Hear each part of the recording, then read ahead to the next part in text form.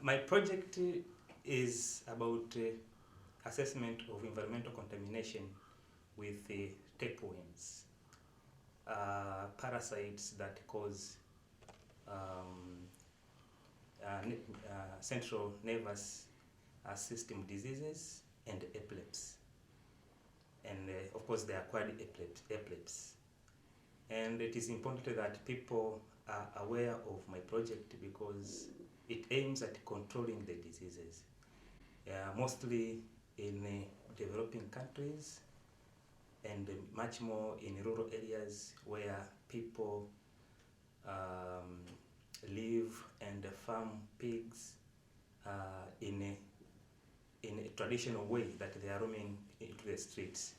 The presence of pigs and affected humans completes the cycle of tapeworms, and therefore, as far as humans are infected, the environment can also be contaminated, and therefore, the risks for these parasitic diseases that actually have a great concern on human health and also veterinary aspects. How many people are affected per year?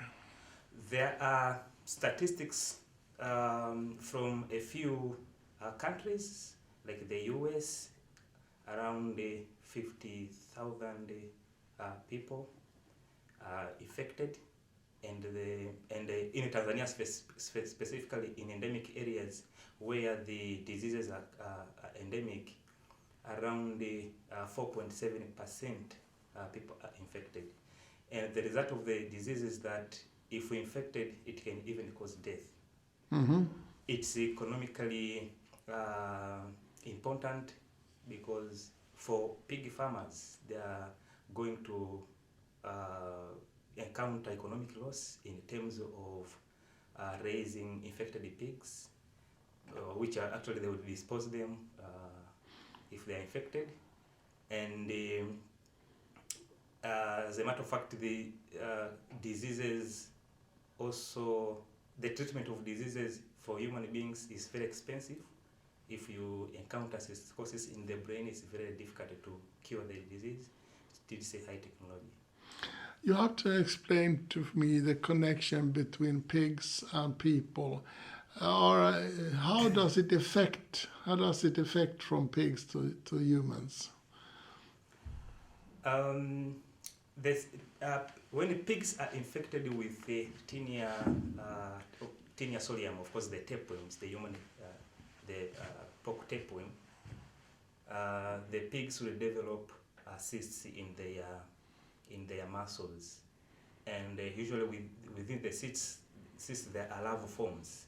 When human beings eat undercooked pork, they actually acquire the larval form of the tapeworm, and it will develop within the alimentary canal or in the food digestive system. And they will actually, when they grow up, they lay eggs.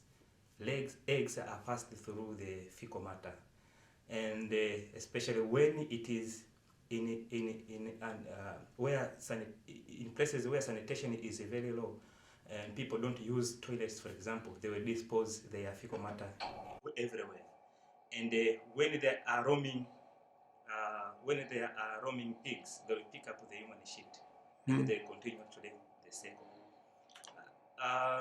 What is not much known is that other people, even people who are not consuming pork, can get infected. And there is actually, from researchers, a speculation that the environment plays an important part in the transmission of the tapeworm as well. And that is where my study actually embarks to try to see how and where within the environment human gets infected with the pork tapeworm. So there are ways of infection, how the infection spreads that are not known yet, and that's what you're. Yes, one of the major known route of infection is actually eating an undercooked pork. Mm-hmm. The ways, like from the environment, is not very well known, and therefore there are chances that humans can also be infected from the environment. When it's contaminated, it means there will be contamination in terms of the soil itself, water, and food. So if we pick up contaminated food from the environment, then the cycle will actually continue. Can't you solve this problem by building proper toilets? Is that the best way of solving it, or? Building toilets is one way, and again, using the toilets is another aspect. So you can have toilets all over, but you use them minimally. So that is can also be another case. And again, there are problems regarding the eggs, the tapeworm eggs. They are very tiny and very light. So there may be also contributions from the wind that is blowing. It can actually distribute into the environment. So we actually needed to set up very well set up experiments or studies that can reveal how the environment actually plays part in the transmission of the tapeworms to human beings. Yeah, what's your hope for how to solve this problem? What means do you see in the future to get rid of tapeworms? What I see in the future, especially after I have done my study, is to set out control strategies for the disease, especially mostly important in rural areas where people are not very much cautious on the way they're actually keeping their pigs. Because one way for cheap pig farming is to let them roam, look for food for themselves. So I think my study will be very important in laying down strategies on how to control the disease, and especially to prevent environmental contamination. But once the pig has got the disease, is there any way of curing them?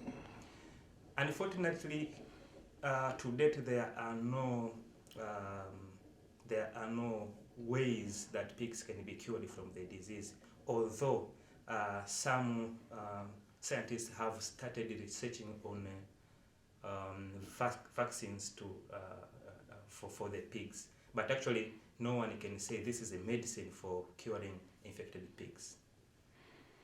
Do you have any idea how much it costs, this disease? What the economic losses of it?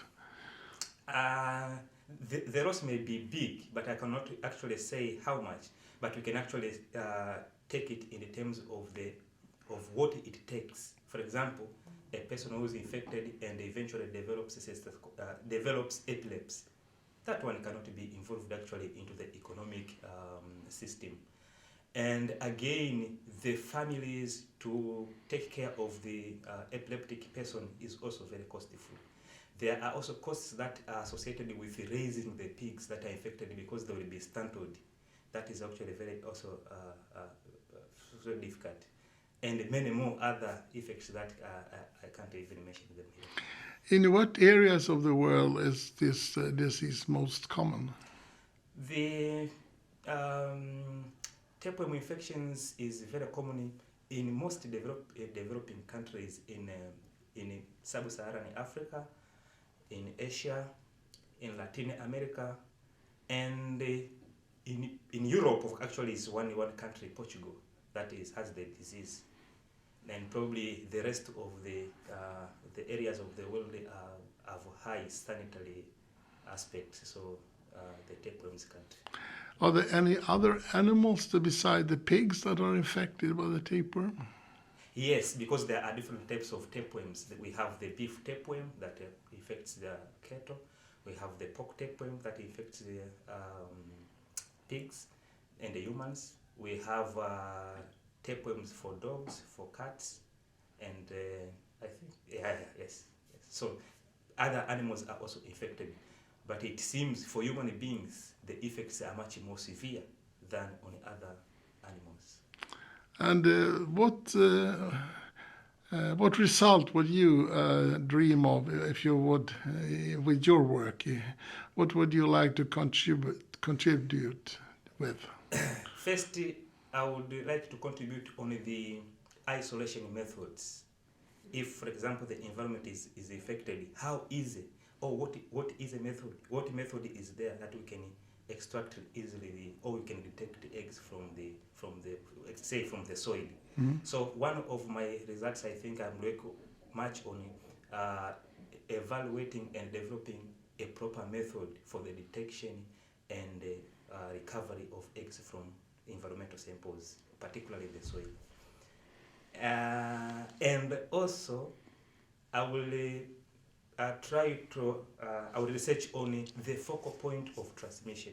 Say, for example, in a village or in a family, where are actually the eggs are found? Are they found around the toilets? Are they found in the backyard, or where? I actually establish exactly to try to find out where is the focal point of transmission. And of course, I will again set some experiments. I will establish field plots to try to see practically where all the fate of the eggs. If, for example, I contaminate soil in a vegetable plot, at the end of the day or at the end of the harvest, where will the eggs go? Into the vegetables or into the soil and the surrounding area. So actually, I will actually try to demonstrate what will the fate of the eggs if the environment is contaminated.